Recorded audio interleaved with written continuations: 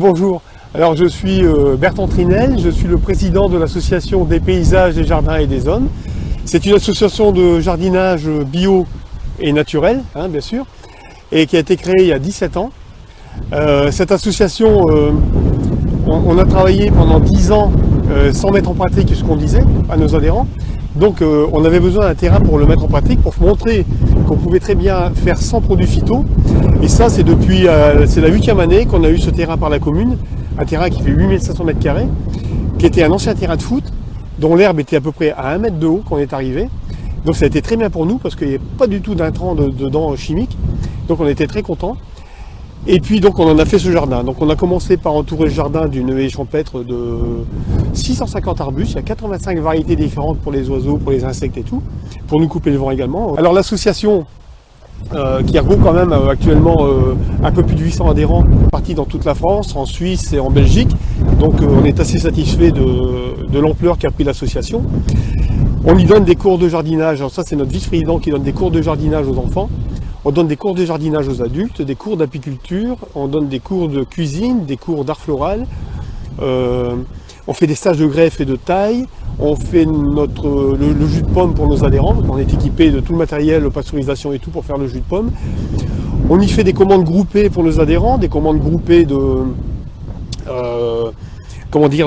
tout ce qui est bio en terreau, en poudre de basalte, en bactériosols, etc., etc. Des commandes groupées de graines, de potagères, des commandes groupées de nichoirs et de mangeoires.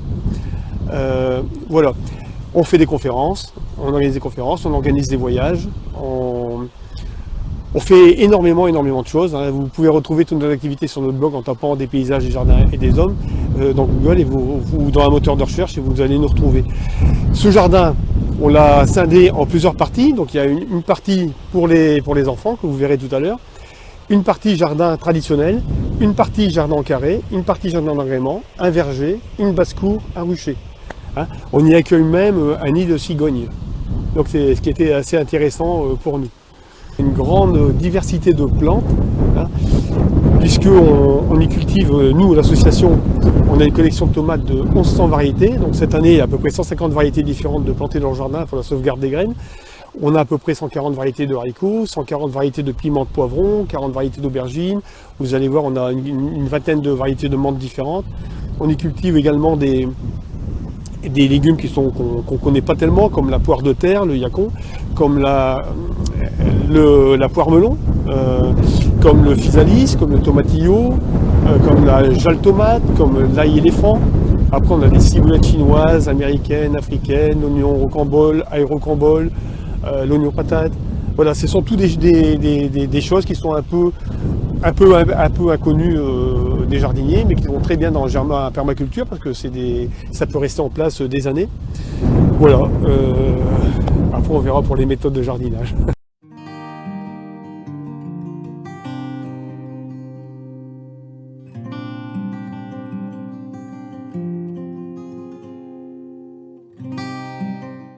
Alors c'est surtout en automne et en hiver. Alors on a des canards coureurs indiens qui sont là derrière. Ces canards coureurs indiens sont des canards qui n'abîment pas du tout les plantes, mais qui vont se nourrir de limaces, qui vont se nourrir d'escargots, qui vont se nourrir de tas de choses comme ça. Les poules, c'est toujours en train de gratter, et ils ont toujours envie de manger toute la vermine, donc des larves et tout ça. Par exemple pour les pommiers, s'il y avait du carpocaps, elles vont aller chercher les larves de carpocaps et tout ça. Donc ça va éliminer beaucoup d'indésirables au jardin. Donc c'est une chose bénéfique pour le jardin de laisser courir toute la volaille à l'extérieur. Voilà, c'est pour ça qu'on les laisse courir, pour nous aider. Ce sont des auxiliaires du jardin. La poule, c'est formidable parce que ça nous donne des œufs, ça nous débarrasse de pas mal de vermine. Voilà. Et puis alors nous, on ne les tue pas, on les laisse mourir de leur belle mort. Certains diront, ça nous donne de la viande, mais pas chez nous, donc on n'a pas de viande. Mais par contre, le poulailler, quand on fait la litière, ça part au tas de compost et c'est aussi composté. Donc c'est toujours intéressant d'avoir des poules chez soi, ne serait-ce que pour les œufs.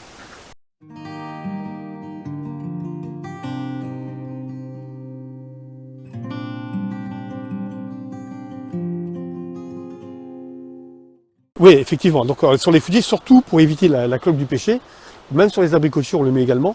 On pourrait le mettre également sur l'amandier, parce que vous avez vu qu'on a plein d'amandes.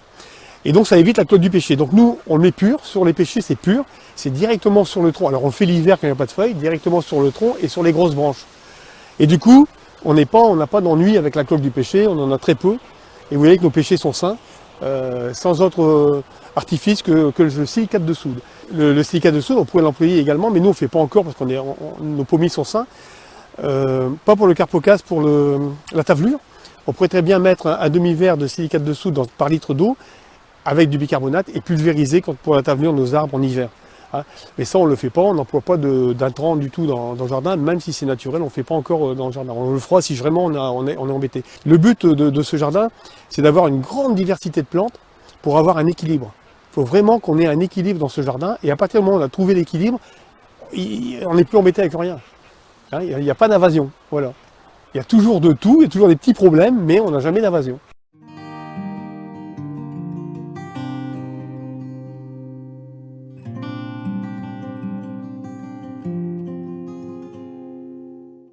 On met de la cinte pour faire de la décoction de la cinte contre les pucerons, mais on met cette plante aussi parce qu'au printemps, quand elle est jeune, toute l'extrémité de la plante est couverte de pucerons. Donc nous, on ne va pas déclencher un plan sec quand on a des pucerons, au contraire, on va essayer d'attirer les pucerons. En attirant les pucerons, on attire les coccinelles. Et quand les visiteurs venaient en début d'année, qu'ils voyaient les pucerons, ils étaient un peu étonnés, mais quand ils revenaient une semaine après, il y avait quasiment plus de pucerons, par contre il y avait plein de coccinelles, et une semaine après, il y avait plein de larves de coccinelles. Une semaine, 15 jours après, dessus. Donc c'est très intéressant. Par contre, les coccinelles ne vont rester dans le jardin que si elles trouvent de la nourriture. Donc d'où la mise en place de capucines, on sème des capucines, on met des fèves, là on n'a pas mis cette année parce qu'on n'a pas eu le temps, sinon il y a des fèves pour prendre le relais, sinon il y a des pucerons qui viennent également sur les groseilliers, donc nous on laisse, on ne s'embête pas avec ça, et on n'est jamais envahi. Et puis il y a une autre plante insecticide qui est la tanésie, et vous voyez en ce moment il y a plein de pucerons sur cette tanésie. Alors les autres tanésies, il n'y a pas de pucerons, mais là, dans une semaine, pareil, il y aura des coccinelles qui vont se nourrir de ces pucerons. Et c'est très intéressant pour nous d'avoir cette plante. En plus, on peut en faire des décoctions avec cette plante pour justement lutter contre des pucerons ou lutter contre d'autres choses, parce que c'est une plante insecticide. C'est également une plante, la tanésie, qui a un parfum tout à fait particulier. Vous sentirez le parfum après, c'est super particulier. Et c'est une plante qui va repousser les puces et les poux. Donc on peut très bien mettre dans le poulailler sur le sol et pour mettre dans les endroits où les poules pondaient. Et les poules n'avaient jamais de puces et jamais de poux. Vous voyez, ça c'est des plantes aussi très intéressantes dans un jardin.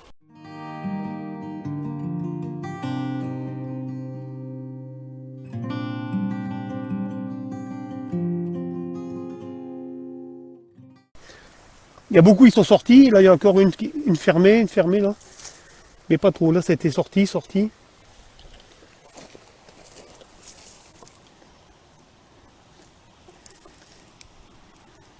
c'est fermé. Là c'est sorti. Alors déjà, par la grande diversité de plantes qu'on a dans le jardin. Mais ensuite, on a installé des hôtels insectes. Alors ici, c'est un adhérent qui nous l'a fait. Un hôtel insecte avec uniquement des branches de bois qui sont percées pour les abeilles solitaires. Donc c'est intéressant d'avoir des abeilles solitaires dans le jardin. On a d'autres hôtels insectes un peu plus loin qu'on verra tout à l'heure. Mais surtout, il y a des coins qu'on laisse sauvages, complètement sauvages. Des tas de bois qui restent sur place, qui vont attirer des insectes, mais qui vont attirer des rongeurs, des hérissons qui vont pouvoir se mettre à l'abri. Parce que les hérissons, il faut savoir que le hérisson est en voie de disparition actuellement. Et il y a des études en Normandie qui pensent que dans 3 ans, les hérissons seront en extinction en Europe. C'est que le hérisson, ça fait 10 millions d'années qu'il existe, et en quelques décennies, l'humain va le faire disparaître à cause des pesticides, à cause des tas de choses qui sont en train de réduire sa défense immunitaire. Donc le hérisson, il faut surtout faire attention à bien le préserver. On peut mettre de l'eau dans les sous-coupes pour lui boire. S'il avait vraiment très faim, des croquettes pour chat, c'est très bien, sachant que les croquettes pour chat, ça va attirer les rats également. L'idéal, c'est un milieu naturel pour le hérisson. Voilà. Ça fait partie aussi de la biodiversité. Et le hérisson, c'est un auxiliaire du jardin, du jardinier, donc il va se nourrir de limaces, de tas de choses, de larves, d'escargots et puis de plein de larves qui sont nuisibles, qui s'attaquent à nos légumes. Donc il faut à tout prix essayer de sauvegarder le hérisson qui est en nette voie de disparition actuellement. Il faut accueillir les oiseaux, il faut accueillir plein de choses avec des nichoirs, il faut mettre des arbres bien différents, d'essences différentes. Mettre une haie champêtre plutôt que des conifères, des tuyas ou des cyprès. Les tuyas et les cyprès sont des arbres qui viennent à 30 mètres de haut, donc il faut les tailler 2 fois par an. La haie champêtre, ce sont des arbres des variétés différentes, donc il n'y a pas de... Si une maladie s'éclare, elle va être cantonnée à un seul arbre. Quand vous mettez une haie de conifères, tous les arbres qui sont dans la même famille, les racines se soudent entre elles pour que les arbres puissent s'aider. Donc elles se transportent la nourriture, ils se transportent la nourriture, ils vont se transporter, ils vont aider, quand on en coupe un, la souche va continuer à nourrir les autres arbres, et les autres arbres vont nourrir la souche.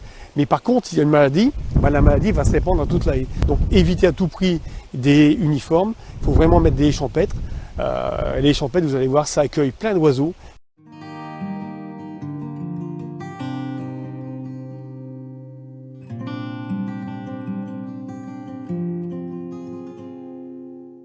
Ça, c'est un nichoir à mésanges. Donc le nichoir à mésanges, on en a mis un peu partout. On va en rajouter tout plein parce que on devrait en mettre ici une cinquantaine dans le terrain. Par la suite, on attendait que les arbres grandissent pour en mettre plus. Là, on les a mis soit sur cette petite cabane que notre vice-président a fait avec les enfants. Mais on en met sur les poteaux, mais c'est un peu bas. Mais n'empêche que les mésanges viennent quand même. Il faut savoir ici, quand on a commencé le terrain il y a 7 ans, il n'y avait aucun chant d'oiseaux. Et au printemps, c'est incroyable la cacophonie d'oiseaux qui sont là. Et donc les arbres commencent à grandir, donc on va mettre des nichoirs un peu sur chaque arbre, enfin pas sur chaque arbre parce qu'on a 150 pommiers fruitiers différents, mais on va mettre pas mal de nichoirs. On va essayer d'arriver à une quarantaine, 50 nichoirs par la suite. Ça c'est aussi pour accueillir les oiseaux. Alors on mettra toutes sortes de nichoirs, il n'y a pas que les nichoirs à mésanges, hein. Il y a aussi les nichoirs à rouge-gorge, enfin les rouges-gorges, il y a plein de choses, quoi, les grimpauds. Voilà, on va essayer de faire plein de nichoirs différents. Les mésanges, c'est hyper utile, c'est pour le carpocaps, hein, par exemple, il faut en avoir. Alors maintenant, on parle de la pyrale du buis qui arrive chez nous. Et ben, les mésanges aiment bien l'attaquer. On disait que ça n'attaquait pas la pyrale du buis, le papillon. Et bien si, moi je les ai vus bien se nourrir de papillons chez mon père et je les ai vus s'attaquer aux papillons. C'est très intéressant. Plus vous avez d'oiseaux comme ça, plus on a d'oiseaux dans le jardin, et mieux c'est. Donc, quand on a des mésanges dans un jardin, c'est bon pour tout le carpocaps, pour d'autres choses, même pour la pyrite du chou, parce qu'eux, ils en prennent. Et donc, il ne faut pas hésiter à les nourrir l'hiver avec des grains, ne pas oublier de mettre de l'eau. Et en ce moment, on a des périodes caniculaires, il faut mettre de l'eau dans des soucoupes aussi pour que les oiseaux puissent avoir à boire. Mis en hauteur pour éviter les prédateurs des oiseaux.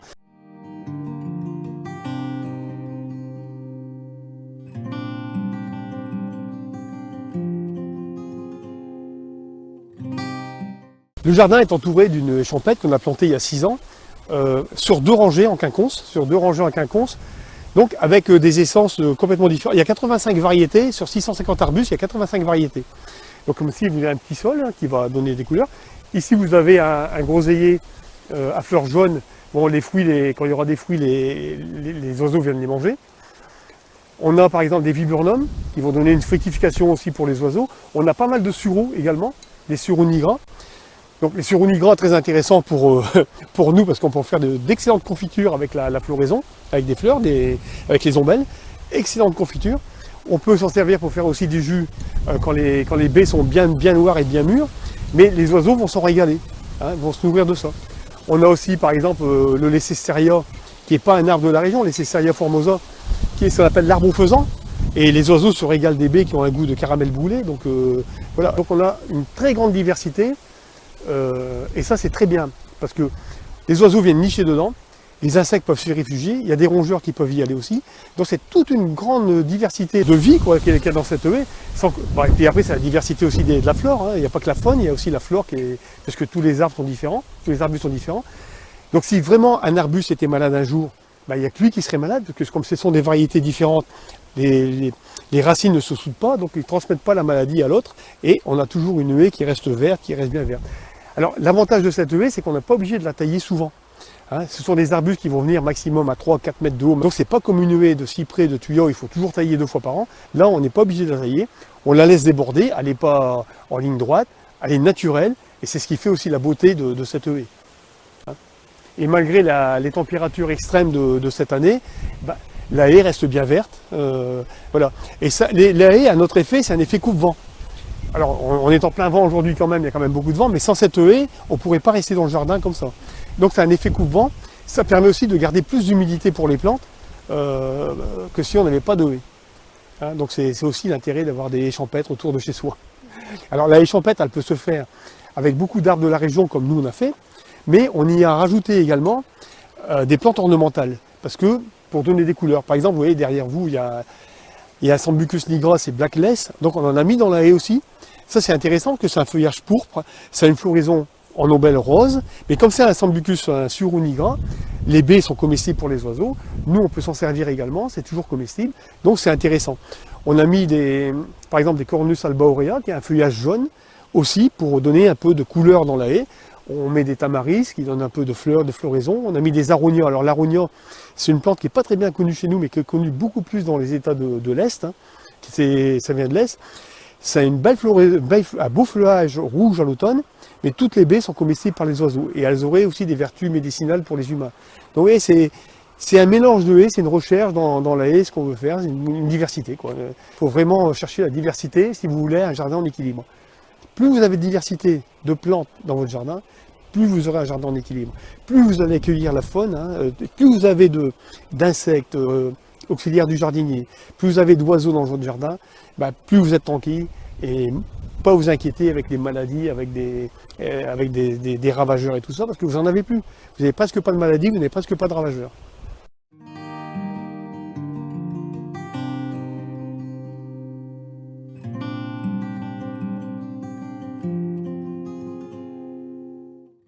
Alors on va parler par exemple des choux.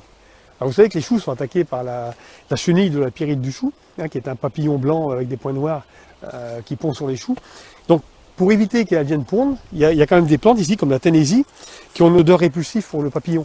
Donc le papillon ne va pas venir, donc on peut en mettre, quand les choux poussent, on peut en mettre sur les choux, on peut en mettre entre les rangs de choux, pour éviter que les papillons ne viennent. Il y a aussi une autre plante qui est intéressante, c'est un arbre, c'est l'aulne. Un aulne, vous cueillez des branches d'aulne vertes, vous les piquez dans le sol entre les choux, et les papillons ne viendront pas parce qu'ils ont horreur de cette odeur, de l'odeur de l'aulne. Mais par contre, quand elles sèchent, ça n'a plus ce même effet, donc il faut les remplacer tous les 2-3 jours. Mais voilà, c'est des petites choses qui vont faciles à faire et qu'on n'a pas besoin de traitement contre la pyrite. Si malgré tout, la pyrite du chou attaquait, allait pondre sur vos choux, ça va très vite également, tout de suite au départ, de tuer les quelques chenilles que vous allez voir au départ. Dès que vous les tuez, vous les écrasez, vous mettez des gants, vous les écrasez, vous en êtes débarrassé. Mais par contre, si vous avez vraiment un jardin en équilibre, s'il y a plein d'oiseaux, c'est pas vous qui allez les écraser, c'est les oiseaux qui vont venir vous en débarrasser. C'est toujours pareil, hein, le but est d'avoir un jardin en équilibre. Alors bien sûr, il faut savoir que si vous commencez à traiter à chaque fois que vous avez quelque chose dans le jardin, vous allez détruire les auxiliaires, pas mal d'auxiliaires, qui ne seront pas là au moment où vous en aurez besoin.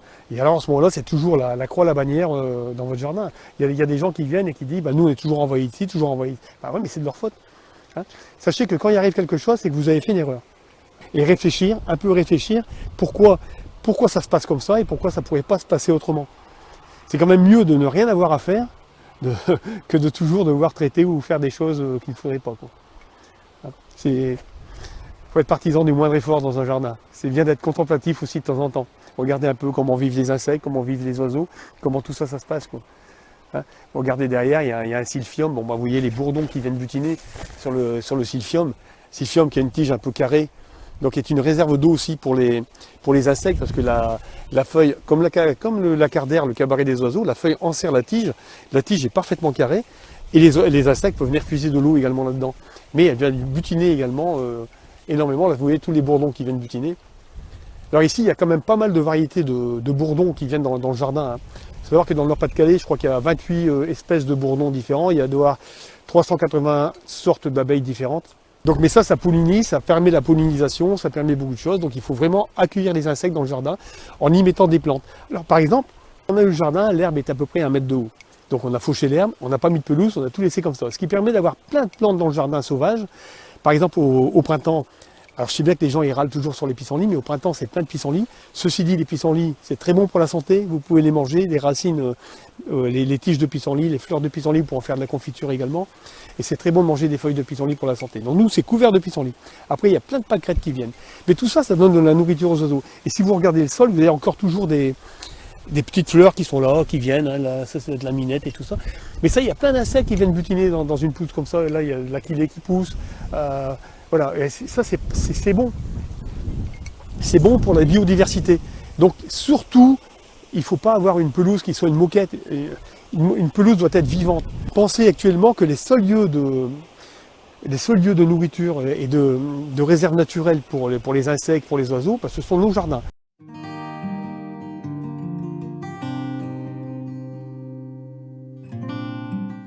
Ce qu'on fait encore dans le jardin, ce que je n'ai pas dit tout à l'heure, c'est qu'on accueille des écoles et des centres aérés, donc des gamins des écoles et centres aérés pour des visites de 5 sens dans le jardin, des ateliers auxiliaires du jardin, des ateliers oiseaux ou encore des ateliers art floral. Donc toutes les écoles qui veulent venir, on a une convention et surtout n'hésitez pas à nous contacter pour tout ça. Et puis il y a un énorme événement dont je n'ai pas parlé, je voulais pas garder ça pour la fin, c'est qu'on organise la fête de la tomate et des légumes anciens à Veskerk. On a commencé il y a 17 ans cette fête. Elle est devenue, selon les tomatophiles, comme la plus grande fête de la tomate de France, sur ce thème-là, et des légumes anciens, et certainement d'Europe d'après eux, parce qu'il vient quand même à notre fête de la tomate des gens qui sont amateurs de tomates, qui viennent de Pologne, qui viennent de Grèce, qui viennent de Suisse, qui viennent d'Allemagne, qui viennent d'Angleterre et tout ça. Nous, on a 1100 variétés de tomates dans l'association, mais à la fête de la tomate, vous allez en voir une exposition à peu près de 4000 variétés de tomates. Et on a la chance d'avoir invité un jour un des plus grands planteurs des légumes du monde, qui est Tom Wagner, qui est un Américain, qui était venu chez nous à notre fête, donc faire une conférence et tenir un stand. Et il a créé une tomate spécialement ici pour le coin. Il aimait bien le village de Robec qu'il a traversé plusieurs fois. Donc il a créé la zébrée de Robec. Une tomate zébrée de Robec est tout à fait du coin pour nous. C'est une croisée de la Green Zebra qu'il avait créée précédemment. Et donc c'est une très bonne tomate, mais beaucoup plus prolifique que la Green Zebra. Elle ressemble à la Green Zebra, un peu plus grosse et qui donne beaucoup plus de tomates. Donc on en est aussi très content de tout ça. La fête de la tomate, c'est le deuxième dimanche de septembre. Hein, ça se passe sur 2 hectares et puis dans la salle des fêtes. Donc franchement, je vous invite à venir cette année, c'est le 11 septembre. Venez, je pense que vous ne serez pas déçus.